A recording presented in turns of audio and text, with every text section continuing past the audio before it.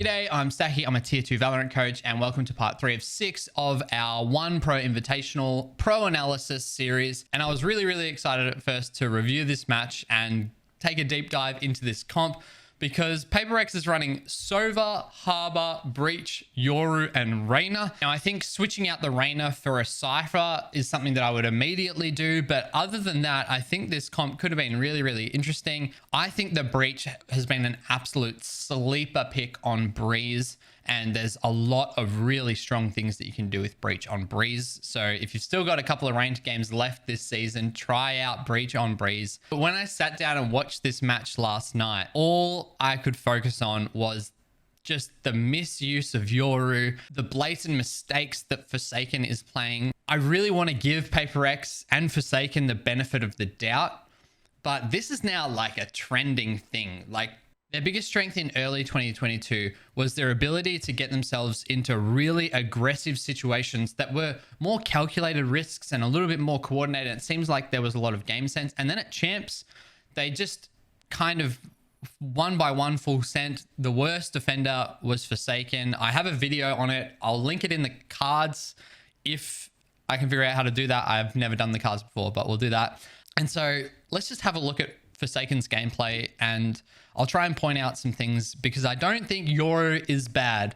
I think this was just a bad game of someone on Yoru. And I want to do this because I think people will walk away from this game further cementing their beliefs that Yoru can't be good at this level. I think the way that people view Yoru is very limiting in terms of what you can do with Yoru and the advantages that he can bring. I don't want people walking away from this match being like, oh, well, Yoru's terrible, because it was not Yoru that made Yoru look bad in this game. So this video today is going to be a little bit of a different format from my typical videos where I would analyze 3 or 4 rounds and sort of break down the whole round. We're going to be more looking at specific moments here across several rounds for Forsaken on Yoru. Okay, so coming into the first round, we get a nice lineup here from Benkai with the dart that scans a lot of part of the site.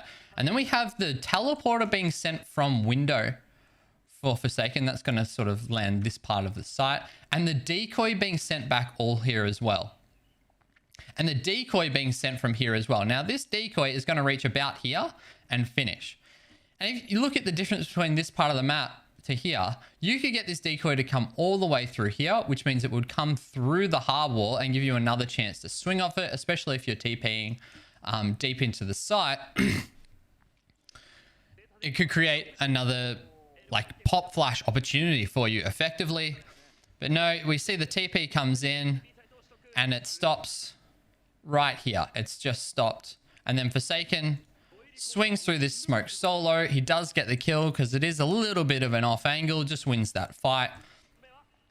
And then W keys, but it's lucky that Jing is catching up to him. So Jing and Forsaken do this nice little wrap. They come all the way around and the boys on site are unable to hold. And so we get left in this 2v2 where that's probably a bad fight for Devi to commit to. So this is quite a specific thing to criticize, but at this level, I expect you to be doing these things better, especially if you're like the guy who plays Yoru at tier 1, right? So Jing's got a 1v, or we've got a 2v2 here. We've got this high-low setup. So this is actually a better fight here for PRX because they've got a high-low setup on the exact same angle. And you can see this is actually an isolated fight right here. Laz is trying to swing and, you know, all the jiggle in it and everything that's happening, but they are able to isolate that. Now, Jing commits to this fight. He's now like wide swung to commit to this. I would much prefer Jing just jiggles and stalls here because at the same time, we have this teleport because at the same time we have this gate crash here from Forsaken that's gone into this like front pocket of sight. Jing actually continues to fight and dies, and then Forsaken comes in and he gets his 4th. So jump back just a second so we can look at this moment here. Look at this teleporter. We only need 1 more second on it. Right here. If Forsaken teleports right now, not 2 seconds later, Laz has effectively 180 degrees worth of angles to deal with. He can't fight both of these guys at the same time. Jing's wide swung. And so Jing just needs to, they just need the coordination between the two of them. They play ranked so much. They're 1 and 2 in the leaderboard, right? They should have the coordination to wide swing this as the teleporter comes through and you bait for each other effectively. Laz then has to choose which one of you he wants to kill, and he might kill one, but he's definitely not going to get the other, right? This effectively ends up being 2 1v1s, and if Laz's reaction times were a little bit quicker, that could have been a little bit dangerous. Round 2, we just sort of have a standard second round buy up against the eco. Zeta try and do this like group flank play, and PRX just shuts it down. So coming into round 3, I want to focus on this teleport, right? So the utility here from Forsaken, and we look at what PRX is doing. They've gotten this early orb, and that gets Forsaken his ult. And so this teleport here, no one's aware of it. This is out of range of Sugar Zero's view. And so it could just sit there, you would think. But as they run away, Forsaken then pops this teleporter, fake teleports, and you can see Sugar Zero looks at it, realizes that it's a fake, and all of a sudden, that's such telegraphing info. Why not just let it sit there and have it, even if they do know it's there, have them have to worry about it or break it and let them give you the info, and pop it when you're further over to this side of the map. Now they've got to cross all of this space. They've just lost one as well. So in terms of what Zeta's information that they have a fake TP here. They have rotates coming over this way. They know that they can just leave all of these players here. They just killed one. They're probably all coming right now. There's just no good reason that I can think of for Forsaken to fake that teleporter in that moment and not hold on to it. Okay, so now Forsaken pops his ultimate. This is about 10 seconds later. And he pops this decoy here while he's still in his ultimate. And 10 looks at that, hears the noise and goes, well, this is obviously a decoy. And then Forsaken flashes himself, wastes half of his ultimate, and then sends out a second flash in a way that he can't swing off of it. And so he's gained absolutely nothing from this. No space from this ultimate was gained. They know exactly where he is now. And now he's got 2 players aware of his location in this 2v4. He does get the shot on Laz. And then he tries to send the TP backside, and 10's there ready to trade him out. Like I said, I want to give him the benefit of the doubt that he's just kind of trolling out here. And we're on Breeze, which is a map that's getting rotated out. But this is just like, it's just like really sloppy. There's clear potential that's being left on the table here. And you see there's a couple of ranked Yoru mains who do really, really well. And I know it's ranked games and it's a whole different thing. But the advantage that they have is because they're playing Yoru in and out, they have this intuitive sense of things that you can do with Yoru. And if you can bring that with a pro player's skill level and coordination and backing from the whole team, there's a lot of potential to be had. Okay, into round 4 here, we're going to get this same B-side set up with Yoru going into the window. And we get this early pick. And the TP comes out. Now this TP, I think he might have maybe misthrown it because it tracks up towards this way. He does another one later on, which lands like here on the pillar in default, which is just so much better because you don't have to worry about the exact timing to get into that safe spot. When you have these open TPs and you say you want to land like right here rather than up against this wall, is that you have to pop that at an exact time. You're beholden to the timing, right? Which is one of the main problems with like entering with gate crash and Yoru. As you can see, this comes down to a little bit of team coordination, but also because this decoy, their default using it from all the way back here, Jing walking through against the Cypher gets tagged and is going to get taken down because he hits the tripwire. One of the strongest things about Yoru is that he's a direct Cypher counter. 1, he can TP past the tripwires. 2, he can use his decoy to break any. You know, the advantage the decoy has over Boombot, Prowler, Sky, Trailblazer is that no matter, even if you put it at head level, the decoy is always going to break a trip that a player is going to run through. It's the same size as a player model. So it's the most reliable way to break Cypher trips and find them. And yeah, you can put this on Jing, but you can also put this on the way that PRX is utilizing the Yoru. So Jing gets taken out. And then Yoru TPs into the site. But the other thing here is that Yoru's TPing into site with the spike. It should be Breach or Sova carrying the spike right now. Mind Freak goes for this crazy like Cove peek and it peeks into 2 and gets traded out. So it's just more solo play from PRX here. Wall comes down, they get the spike down. and then Sugar Zero gets taken out.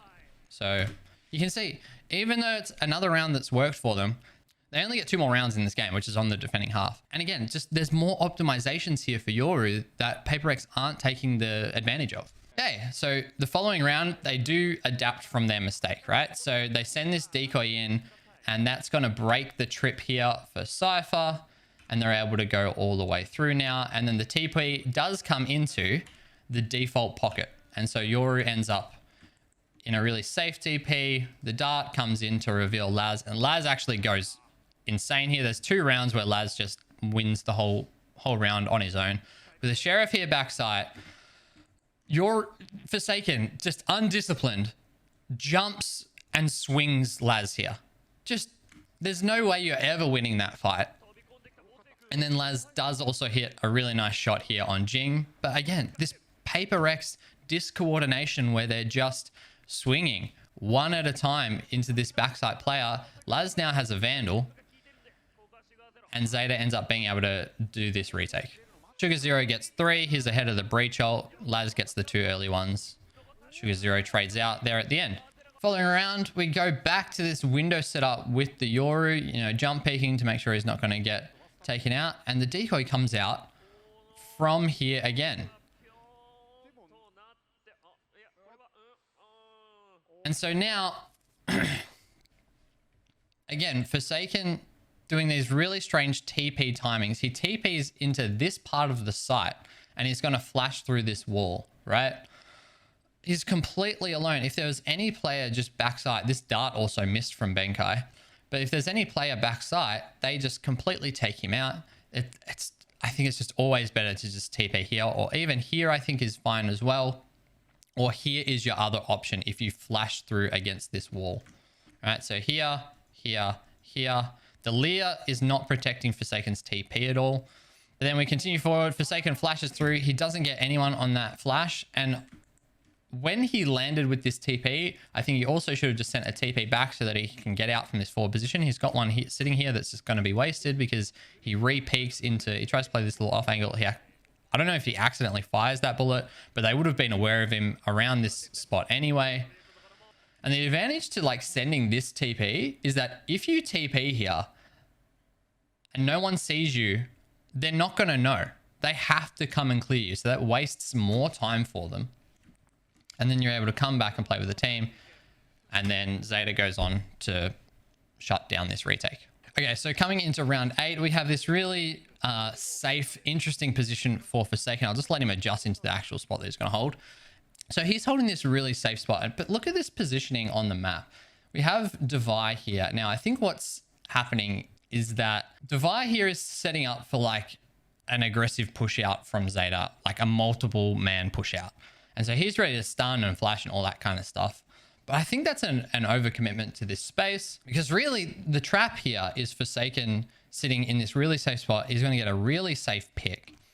No one's going to be able to trade him out from this distance unless they hit like an insane shot. He's going to be able to back away and even re-peek at this distance, right? He's going to have a huge advantage. And so Devi actually has like a more open angle here. And you can see if Forsaken was up playing this really solid angle, peeking out wood doors, he probably gets 10 on this peak where he just jiggles here.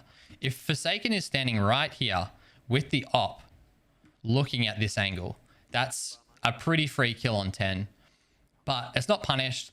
And the thing that was punished is that and it's just moved away because I'm a little bit late, is that Depp is standing up here on top of this box. And because Forsaken's peeked out of this window so many times, they're easily watching this and get a free one on Mindfreak. And now PRX is down smoke. Skip forward a little bit. We see Forsaken holding window, looking to out duel Depp with the op, trying to, they're down numbers, so he's trying to take a fight.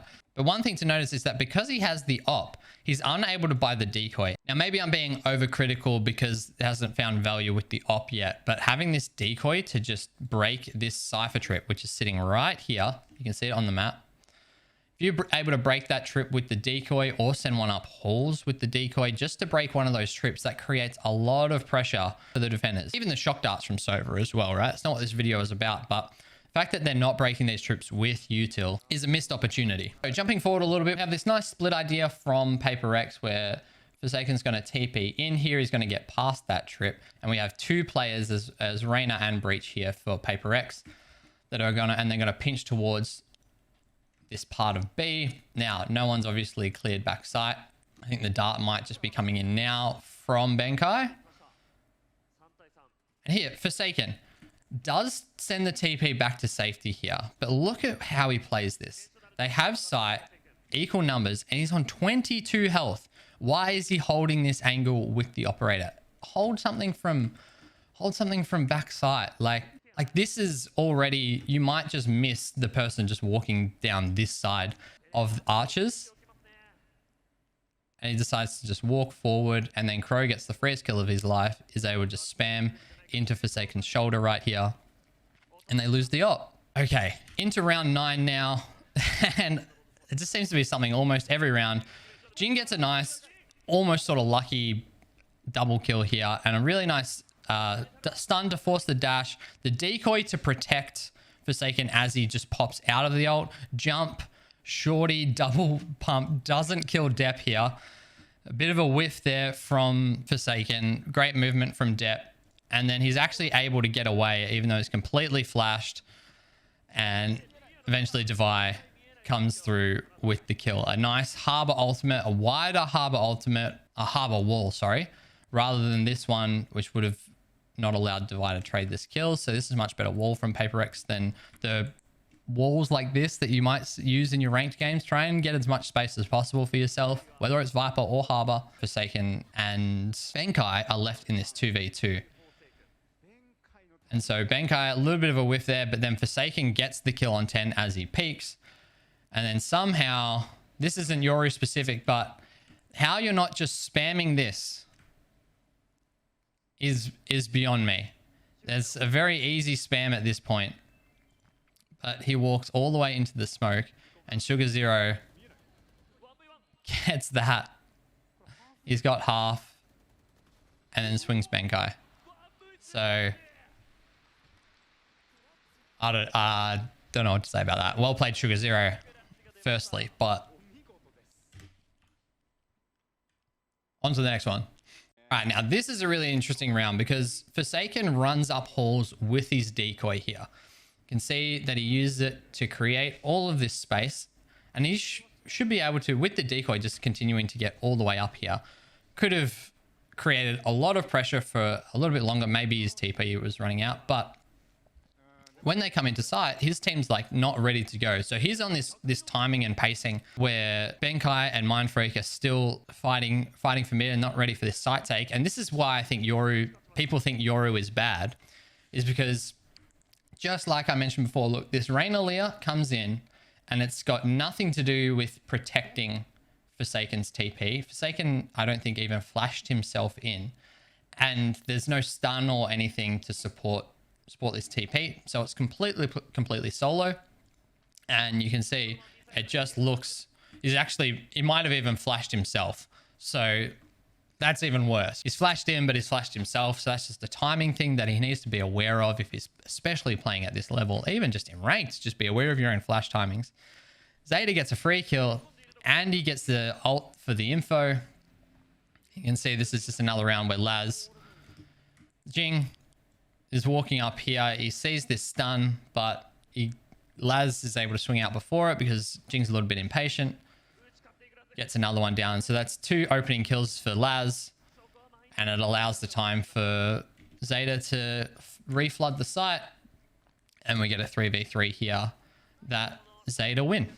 Okay, so we're starting to see towards the end of this half a little bit more thought going to the setups for PRX. They do get the decoy popping off early, like a preset one popping off on B to break this trip that could be here, and Sugar Zero is forced to shoot that to make sure that it's not just some fake decoy and Forsaken's not just running into backside, right? Fighting mid, and then the TP comes out, and so this would be the best place to pop this TP, but he's going to let it go all the way out to here where he's exposed to all these different angles. And so Forsaken just pops that a second earlier. It's a lot safer. Again, he has spike.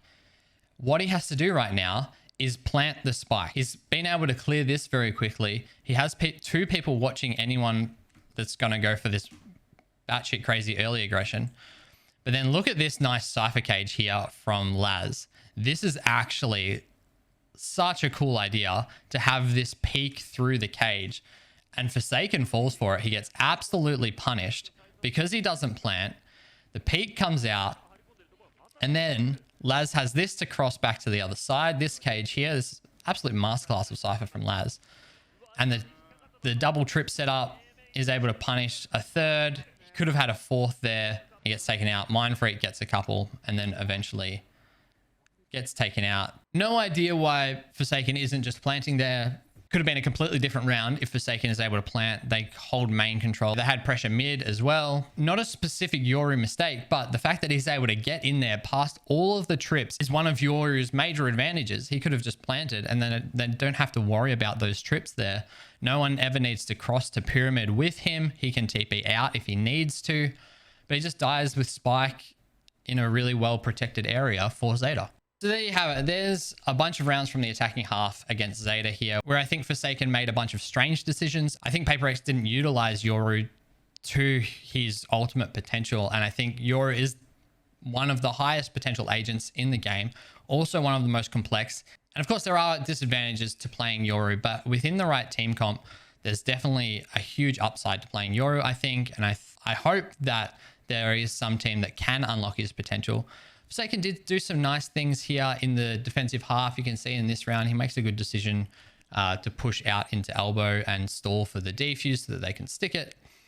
But overall, I think PRX coming into 2023, and I said this in my analysis of their champs games, they really need to nail down their discipline and their coordination, because their super aggressive playstyle can really, really work and catch a lot of teams off guard as long as they keep it variable and they play together, not just full send solo 1v5 hero rounds. If you like the content, please subscribe, leave a comment below of anything that you would like to see. I don't know if you could tell, but I look like absolute shit today. I'm recording first thing in the morning rather than my usual afternoon, evening recordings because I have a wedding this afternoon. So yeah, and if you'd like to follow me on Twitch, I do my initial sort of reactions to a lot of these games live on Twitch and then refine those sort of ideas into these videos. So if you're curious to see my first reactions to a lot of these rounds and the whole game, you can go find that on my Twitch or join me live. I'm live Australian evening times. Enjoy the rest of your day, guys. Have a good one, and I will see you for the next video tomorrow.